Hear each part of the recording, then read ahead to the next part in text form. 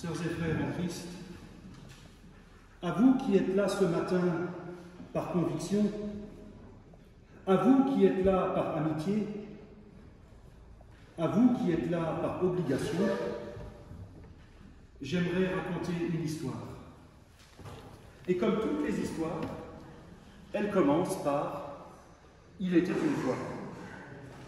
Sauf que, subtilité de la langue française, « Il était une fois », pour une fois, s'écrira sans S. Il était une fois qui, depuis la nuit des temps, invitait l'humain à invoquer plus grand que lui-même. L'humanité a senti que donner du sens au monde n'était pas de sa responsabilité seule. Curieusement, notre société française du XXIe siècle balbutie parfois dans ce sens, notant qu'une société sans transcendance peine à trouver des repères communs. Pourquoi commencer mon histoire par de telles considérations? Parce que je voudrais vous poser une question.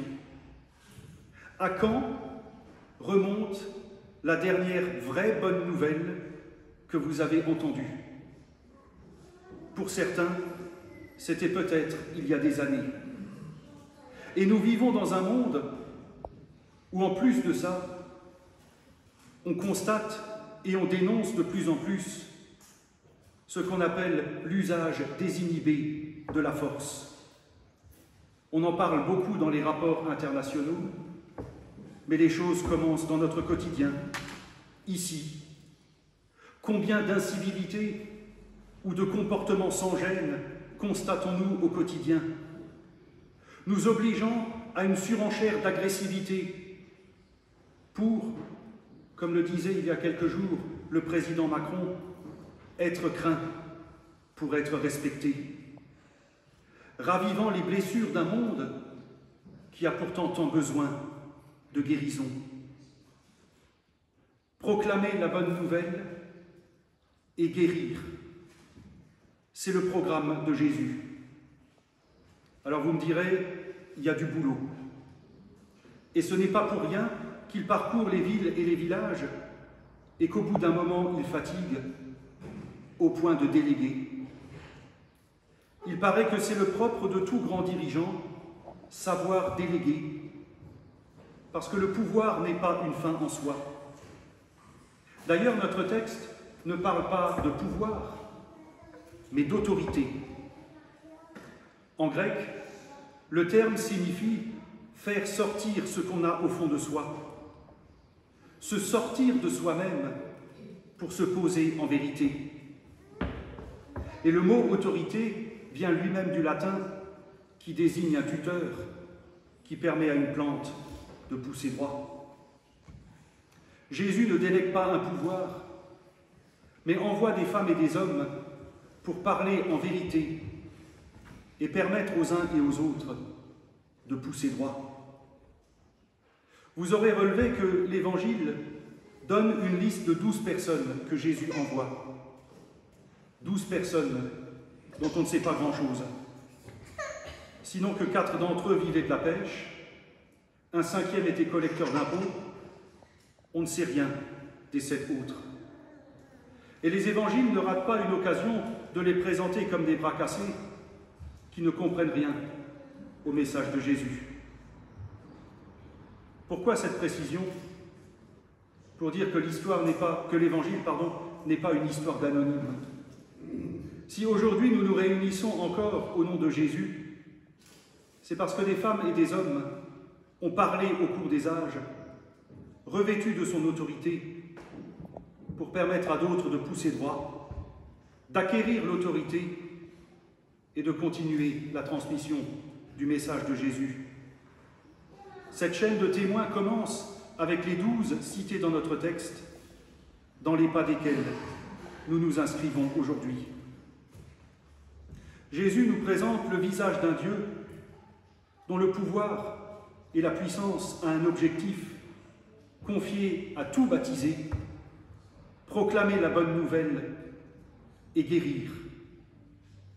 Autrement dit, nous débarrasser mutuellement de tout ce qui fait écran à la vie, proposer Dieu à ceux qui ne s'en offrent même pas la possibilité, nous ouvrir à l'action de Dieu et à la situation des autres.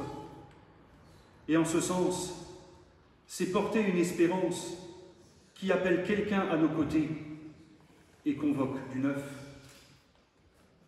Vous tous ici présents, je ne peux que vous exhorter, au nom d'une bonne nouvelle, au nom du message de Jésus, transmis par des hommes et des femmes bien imparfaits, je ne peux que vous exhorter à oser une vie de foi personnelle, à être enraciné dans une vie de foi, parce que rien ne vous rendra plus fort que de vous poser en dehors de vous-même.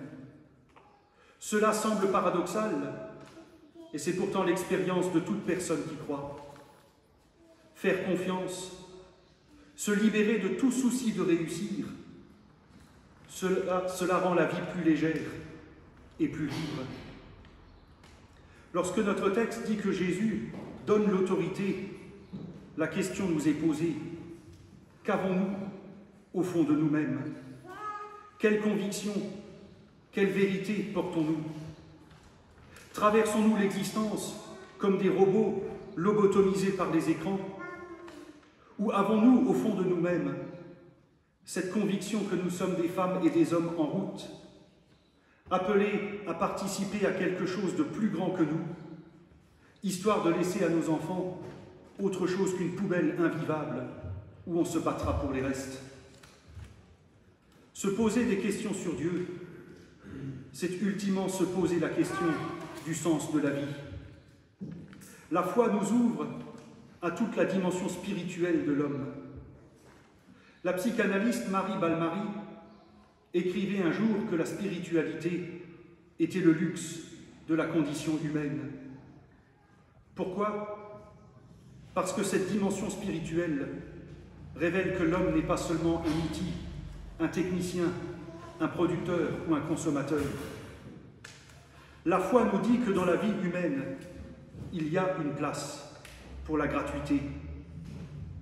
Cette bonne nouvelle, cette liberté, cette vie nouvelle, guérie d'un passé trop lourd ou d'un futur angoissant, c'est ce que Jésus nous appelle à annoncer autour de nous, pour dire à chaque femme, à chaque homme, que nous avons une valeur intrinsèque, qui ne dépend ni de ce que nous produisons, ni de ce que nous possédons, ni de ce que nous réussissons, que nous ne sommes pas les jouets de l'histoire, et que chacun, chaque jour, nous pouvons être acteurs de renouveau.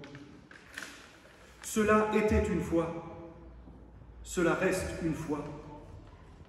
Mais qui a découvert la joie de respirer chaque jour, porté par un autre, comprend que c'est parce que je suis aimé, parce que Dieu porte sur moi un regard bienveillant, que je peux poser des actes de bonté ou des actes d'espérance qui éclairent ce monde.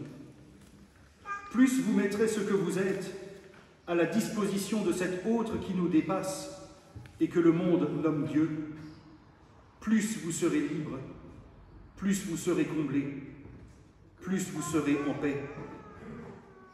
Que vous soyez des piliers d'église, des sceptiques ou des gens qui n'ont jamais prié, je vous encourage à tenter l'espérance. En acceptant d'espérer, vous osez contrer la dimension tragique de l'existence et vous posez ce monde, pauvre et fragile, dans la lumière. Mon histoire de ce jour prend fin et elle se termine sans morale. Parce que l'histoire de foi de chacun, c'est à vous de l'écrire. Avec en fond cette exhortation déjà faite à Abraham, « Je te bénirai, je rendrai grand ton nom, et tu deviendras une bénédiction. » Amen.